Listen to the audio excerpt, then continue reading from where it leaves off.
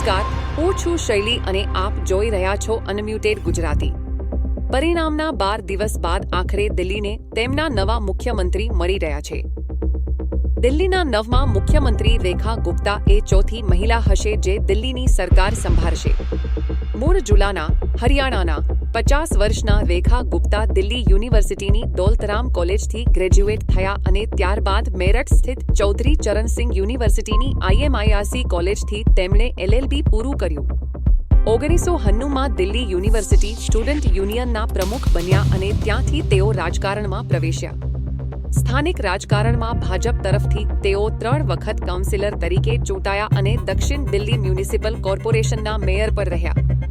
હાલમાં રેખા ગુપ્તા ભાજપના મહિલા મોરચાના રાષ્ટ્રીય ઉપાધ્યક્ષ છે અને 2025ની દિલ્હી વિધાનસભાની ચૂંટણીમાં શાલીમાર બાગ બેઠક પર 29,000થી વધુ મતોથી આમ આદમી પાર્ટીના વંદના કુમારીને હરાવીને ધારાસભ્ય તરીકે ચૂંટાયા। 2013ની ચૂંટણીમાં આ જ બેઠક પર વંદના કુમારી તેમણે 11,000થી વધુ મતોથી હરાવ્યા હતા। ABVPના સભ્ય તરીકે જાહેર જીવનમાં આવનાર રેખા ગુપ્તા રાષ્ટ્રીય સ્વયંસેવક સંઘના પણ સભ્ય છે। 2025ની દિલ્હીની ચૂંટણીમાં 10 વર્ષ સત્તામાં રહેનારી આમ આદમી પાર્ટી 70માંથી ફક્ત 22 સીટ મેળવી શકી હતી।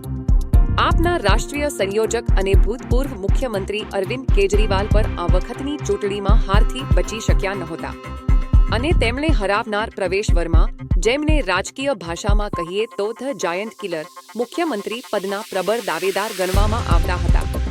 પરંતુ રાજસ્થાન, છત્તીસગઢ, ગોવા, હિમાચલ પ્રદેશ, ગુજરાતની જેમ શું એક રીતે દિલ્હીને પણ રબર સ્ટેમ્પ મુખ્યમંત્રી મળ્યા છે। મુખ્યમંત્રીના ચહેરા વગર ચૂંટણી લડવાની સ્ટ્રેટેજી અને ચૂંટણી બાદ અપેક્ષિત ન હોય તેવું જ એક નવું નામ મુખ્યમંત્રી તરીકે લેવાય એ જાણે ભાજપની એક સ્ટાઇલ બની રહી છે। આ વખતે ધર્મ અને સમુદાયના મુદ્દાઓને બાજુ પર રાખી ભાજપ શહેરી મુદ્દાઓને લઈને દિલ્હીમાં ચૂંટણી લડી। ચૂંટણી જીતતા દિલ્હીના ઉપરાજ્યપાલ યમુનાની સફાઈનું કામ શરૂ કરાવી તેના વિડીયો પ્રકાશિત કર્યા।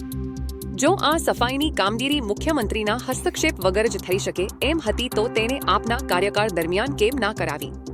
શું આવા અનેક પ્રજાલક્ષી કામો ફક્ત આમ આદમી પાર્ટીને સત્તામાંથી હટાવવા માટે જ રોકવામાં આવ્યા હશે? અને શું રેખા ગુપ્તા જેવા નેતાને મુખ્યમંત્રી બનાવીને આખરે સંપૂર્ણ સત્તા કેન્દ્રમાં કેન્દ્રિત હશે? ઉદ્ભવથી માંડીને 10 વર્ષ સુધી દિલ્હીના લોકો માટે શિક્ષણ અને સ્વાસ્થ્ય ક્ષેત્રે અનેક ઉદાહરણીય કામો કર્યા બાદ આમ આદમી પાર્ટીનું ભવિષ્ય કઈ દિશામાં જશે અને ભાજપ દિલ્હીની જનતાની અપેક્ષા પર કેટલી ખરી ઉતરશે એ આવનારો સમય જ જણાવશે।